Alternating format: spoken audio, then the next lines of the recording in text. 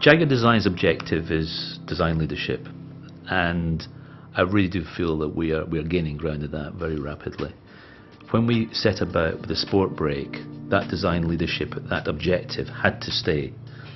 I know it's a very practical car, there's an amount of pragmatism in it, it is functional, but at the end of the day it is what we call a sport brake. It has to look sporty and feel sporty. We've designed it so it still looks like an exotic car. It's not a functional box. It's got elegance about it, it's got beautiful lines about it, and that was very much one of our objectives when we set about designing it. And I think we've achieved something actually quite unique in many ways. There are a lot of estate cars out there which have a sportiness about them, but I think we've achieved something which is even more sporty without compromising the practicality of the car. It was an interesting challenge for us because we wanted the car to be very practical and usable, whilst obviously having all of the aesthetic ingredients that make up a Jaguar and people know and understand and love about the XF. The XF saloon has a striking presence, and we wanted to retain those design cues.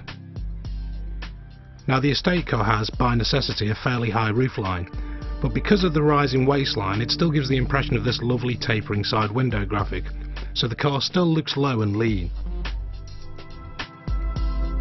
And the fact that this graphic tapers down beautifully gives us a unique signature element for the XF Sport Brake. You've got this lovely drawn chrome loop that gives the car real length and elegance.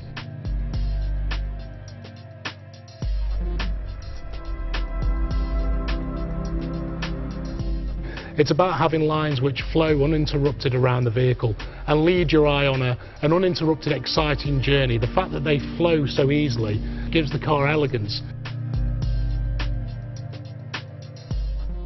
If we start at the front of the car, we have this lovely crease line that runs from the corner of the front bumper, over the front wheel arch, through the front fender, and rises to the rear of the vehicle. Gives the car drama and a bit of a wedge attitude to it, so it feels like the car's got some movement to it even when it's standing still.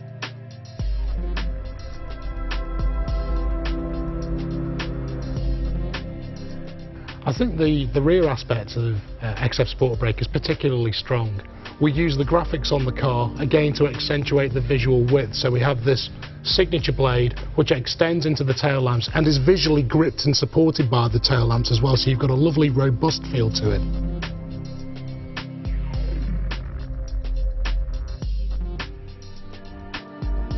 And ultimately these graphics point out to the rear wheel arch, which again is emphasising the muscularity of the car and those lovely broad shoulders from the rear view.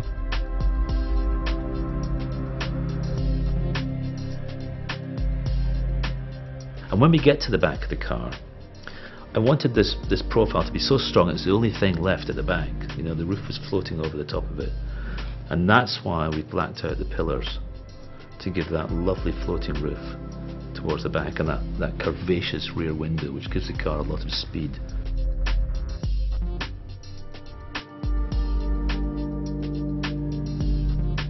This is going to be a usable car. So from a packaging point of view, we looked at where our competition was, we saw what those vehicles are being used for, what customers might like to use a car like this for, and made sure that when you opened up the load space of an XF Sport Brake, you were getting at least the equivalent, if not better than the competition. The thing for us was to do it in a very Jaguar way. All of those things that you would practically expect out of a Sport Brake, we built in from day one. We have the aluminium rails in the floor space that allow you to configure ways of dividing up the luggage compartments. You could actually fit a divider across the back half of the trunk area, which then allows you to just have your shopping immediately by the tailgate. Another nice convenience feature on XF Sport Brake is the remote releases to fold the seats down. Again, rather than having to go and open the rear door or lean forward to the back of the seats, we've provisioned these handles here on both sides of the car that allow you to drop the seats forwards.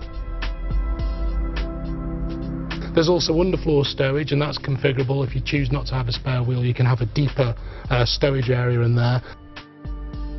Every derivative of the XF Sport Brake is fitted with self-levelling air suspension instead of the saloon's rear coil springs, so it offers the same dynamic attributes and abilities in terms of ride and handling as the Saloon, no matter what it's carrying. Additionally, you can also specify the XF Sport Brake with Jaguar's adaptive dynamic system. So, at the touch of a button, you alter the suspension and throttle calibration to deliver a more involving and sporty driving experience.